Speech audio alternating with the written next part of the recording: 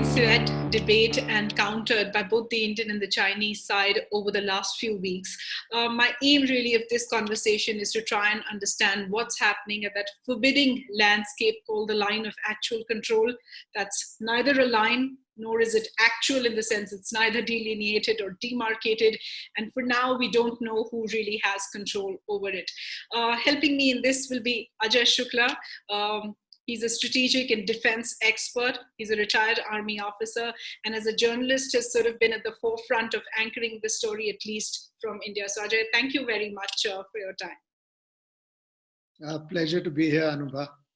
Ajay, I think as of today, the date of this recording, we'd just like to know at how many parts has China ingressed as far as the Indian line of actual control is concerned, at how many positions China may have entered our perception of the border?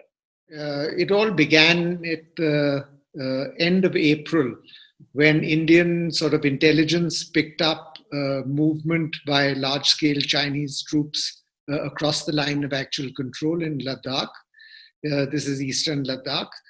And everybody thought this is just routine springtime, deployment, shaking out of the winter mode and so on. Mm-hmm. But then the Chinese came in 5 separate places that are widely separated from one another, starting from the Galwan Valley in the north, 2 other places in the Galwan area, Hot Springs and one more, PP-17.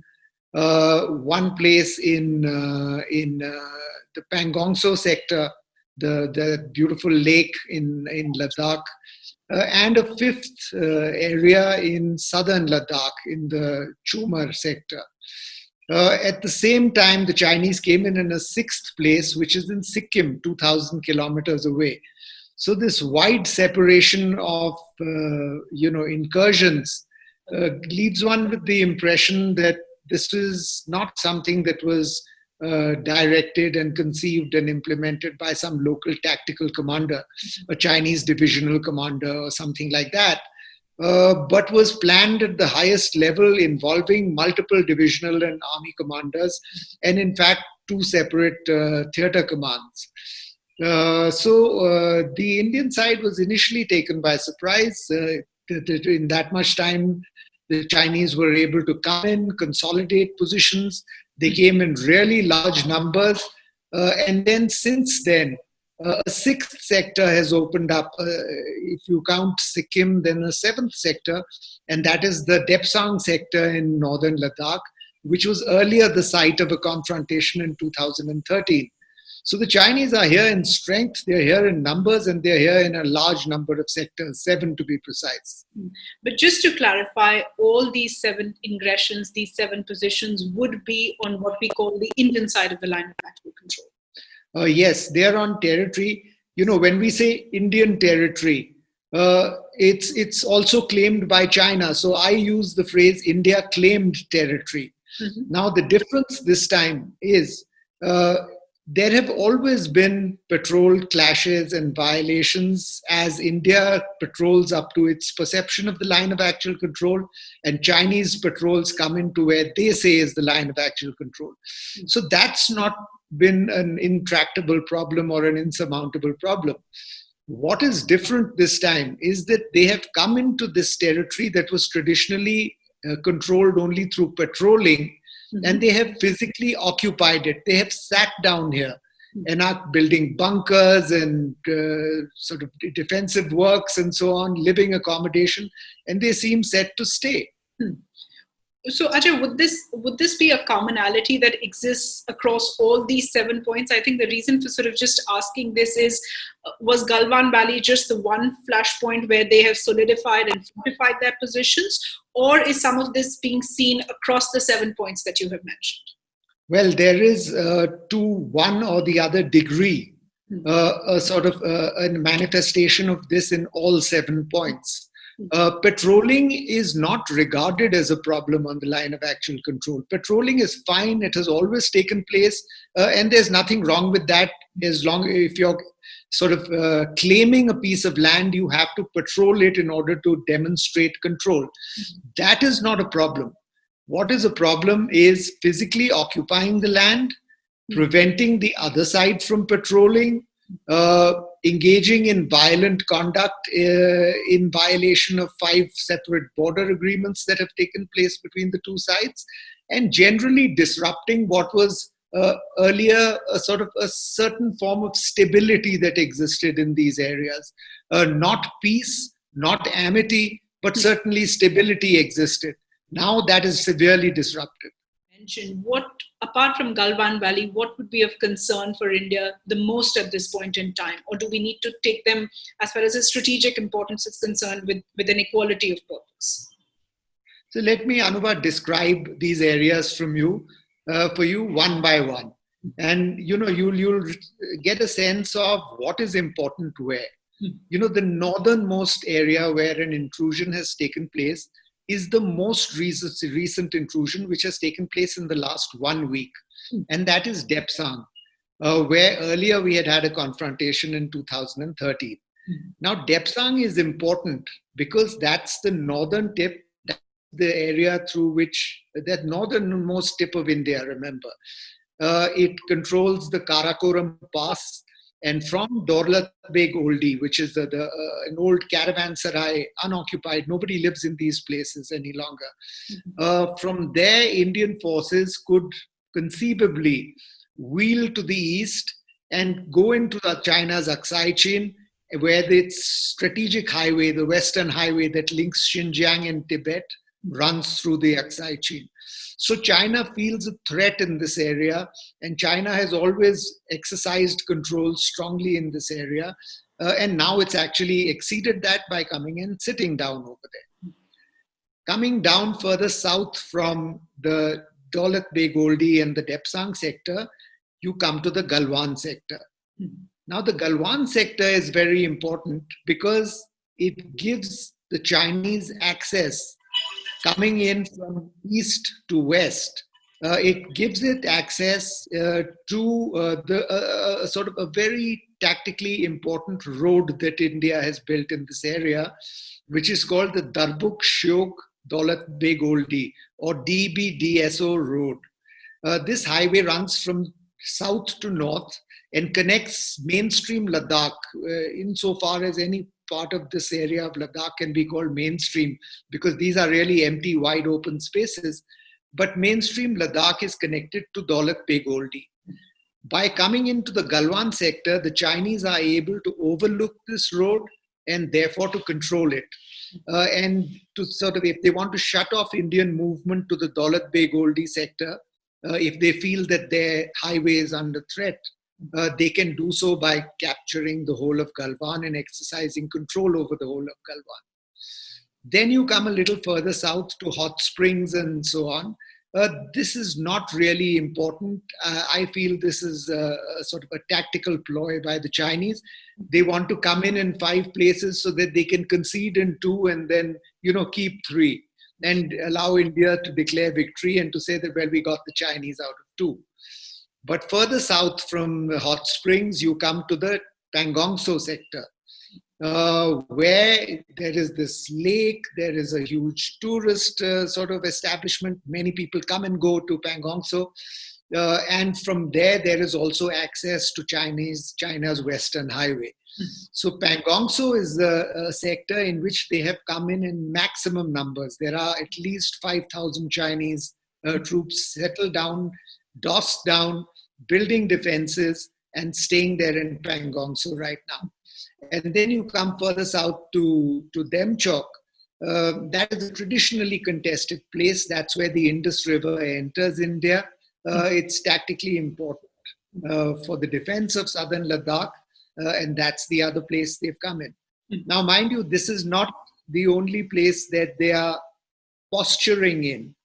On the Uttarakhand-Himachal Pradesh border with Tibet, this is further to the southeast, there is a large Chinese build-up there as well. Now, it's not clear whether they're doing that to distract the Indian forces from their sort of major goal in Eastern Ladakh, or whether there's actually something going to happen over there. And then, of course, we mentioned Sikkim, the Nakula sector, where they have come in a couple of kilometers and Indian and Chinese troops are face to face there as well.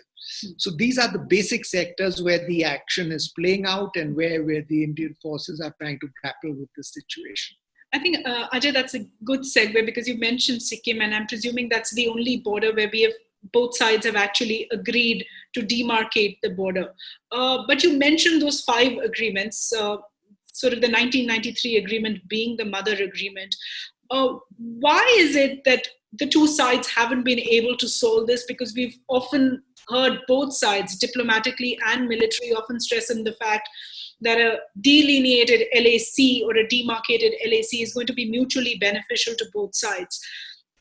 Why haven't we been able to do that exchange of maps? And, I think the question also is, who benefits from an LAC that's not delineated? Who's stonewalling whom in that sense, all these years?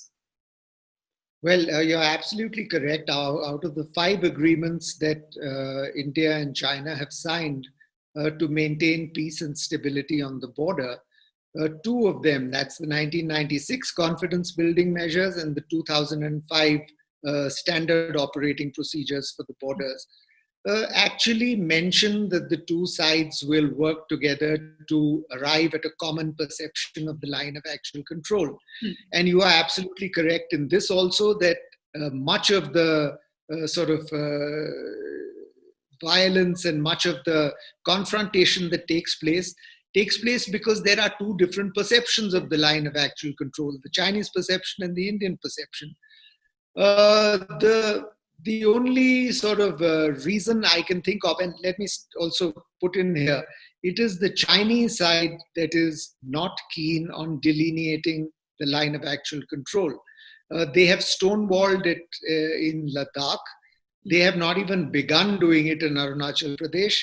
In the central sector, which is the most minuscule and inconsequential sector, there is a sort of exchange of maps that has taken place. Which would be the valley itself, right? Exchange of maps, meaning the Chinese map marked with the Chinese perception of the LAC and the Indian map marked with the Indian perception. So there is some sort of degree of understanding there, but there it's almost inconsequential because it's just a sort of a very small patch of land that is under threat over there or under contest. In Ladakh, that's the one that really needs demarcating. Because there isn't a clear watershed over there. There isn't a clear geographical sort of delineation along which the LAC can go. But the Chinese, I can only say, are probably not keen to delineate their LAC or to have a common understanding because they want to keep India off balance. They want to be able to periodically go into a contested area. And the reason why they want to keep India off balance is because of the Chinese paranoia over Tibet. The belief, or so this theory goes, is that they think that if the Indians' attention is taken off the LAC, if there is peace and harmony on the LAC, then the Indian gaze will inevitably move forward into Tibet. And the Indians will then start creating trouble in Tibet. And as you know, we already give political asylum to the Dalai Lama, to over 100,000 Tibetan refugees. It's a very brave action that India does over there because the rest of the world is, shying away from alienating China, whereas we have given a homeland to all these Tibetans. But that only fans and inflames Chinese fears that India wants to interfere in Tibet. And to prevent that, they keep meddling on the LAC. I want to talk about the markers of this moment, or what was about this moment that led to all these Chinese aggressions that you're saying go up right up till April. But just in a moment, you were talking about the line of actual control. What is the landscape at the line of actual control? What does the soldier see? Oh, well, it's a high altitude desert with very broad valleys broken by mountains that rise up about 2,000, 3,000, 4,000 feet off the valley. The valley floor itself is at a good 14,000 to 15,000 feet. So the mountains that go up will be reaching 18, 19, 20,000 feet at the most. It's a very interesting point that I would like to make here, is that, we are taught in schools from our childhood onwards that, the mighty Himalayas are India's northern frontier and so on. Mm-hmm. This area, Ladakh, and particularly the area of Eastern Ladakh that we're talking about, is across the Himalayas. It is India's foothold onto the Tibetan plateau. So to that extent, it gives the Chinese a huge sense of insecurity, because from there, these flat valleys lead directly onto the flat Tibetan plateau. And you don't have to go over a huge Himalayan range to actually reach the Tibetan plateau. So, it's just a flat, barren, incredibly beautiful landscape with these 2,000-foot peaks rising off the valley floor, a dusting of snow on them. And a lot of Indians would have seen the movie Three Idiots. Yes. That beautiful lake at the end of it, that is the Pangong. So that's what the lakes in this area look like. The mighty Indus River flows through this area. There are beautiful birds, bar-headed geese, and so on. It's an incredible landscape. It's just very sad that tourists, as a result of all this conflict, don't get a chance to go there. But as a soldier, when we used to go there, you cannot help, marveling at the sheer beauty and magnificence and awesome nature of this landscape. I wanted to just sort of maybe spend a moment to describe what are the difficulties of soldiering in a landscape like that, as beautiful as it may be. And you've also written about a patrolling lacuna, or so to speak, on the Indian side of the line of control. Why is it that we patrol slightly short of the line of actual control? Oh, well, that's a very good question. And its genesis lies in the 1962 war, when India sort of got a real beating in the Tawang sector of Arunachal Pradesh, and it lost in the Walong sector as well. And in Ladakh, the Indians put up a good fight, but there was definitely a Chinese victory in this sector as well. Now, after the 1962 war, there was this great fear of again aggravating the Chinese to the extent that they again march into India. So we all withdrew a good 20 kilometers from the border, from the line of actual control, and said we will not even patrol to that area because, the Chinese might get aggravated, the Chinese might get inflamed, and we'll have another war on our hands. So that was the status quo for many years. And then in the mid-1970s, the government set up a group called the China Study Group. This was a more confident India that had just won the 1971 war with Pakistan. It had liberated Bangladesh. So now there was a sense of, listen, we can go up further, closer to the border.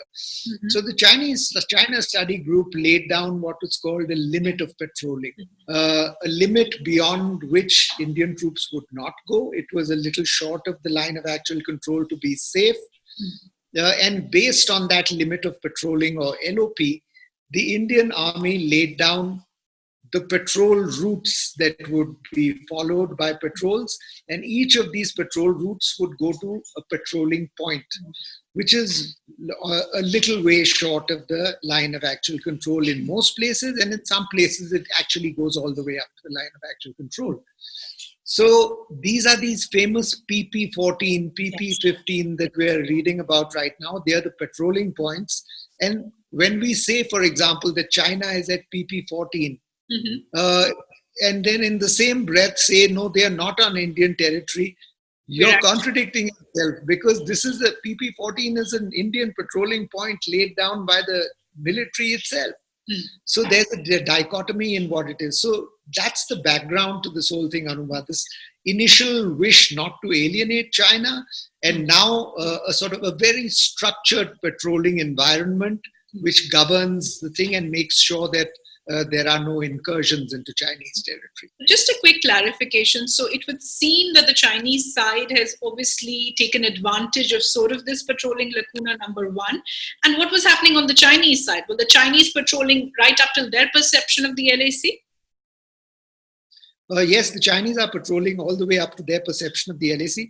Now, this is, remind you, our patrolling point, while it is short of our perception of the LAC, might still be going into Chinese territory or Chinese claimed territory, because there may be a gap of, let's say, 5 kilometers between their perception and our perception. But we are going only 1 kilometer short of our perception. So we are still going 4 kilometers into China's perception. So it's a complex environment, but the Chinese are going, they don't have, I think, patrolling points and so on, as structured an environment as we do. What is more is that they come in having built fantastic infrastructure, a good road network. They come in, jazz in on their vehicles and sort of touch the point, smoke a cigarette at the border, throw the cigarette butt over there to demonstrate that Chinese have been here, and get into their vehicles and go back. Our soldiers in many cases have to put on their packs and load 20 kilos of rations, walk all the way to the patrolling point, because we haven't been as smart as the Chinese in building infrastructure. And now that we are starting to build infrastructure, the Chinese are feeling insecure and clamping down. Ajay, just one question also about the Indian and Chinese soldiers, because that came into a lot of focus when the clash happened and we lost 20 Indian soldiers. The Indian and Chinese soldiers both carry weapons when they patrol the border. Would that be correct? And would it be correct to say that it has been a long-standing practice that you're not going to use firearms during the course of these patrols? And what changed that particular day? I'll tell you item by item. First of all, there is a clear agreement that firearms will not be used by either side. This is mentioned in the border agreements. It is also a practice, and has been a practice, that Indian troops as well as Chinese troops carry firearms with them when they patrol.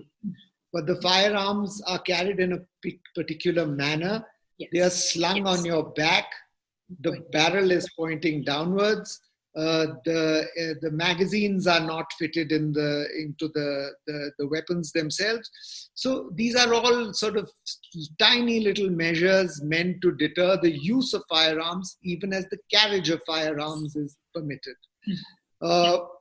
Where you have a sort of a divergence from this practice is when both sides agree in the event of, say, an incident that takes place, an intrusion that takes place. You could have, as we did in this case, it is my understanding that the two commanders, when they met on June 6th, it was agreed that during the process of disengagement, firearms would not be carried by either side, because they did not want an incident to take place.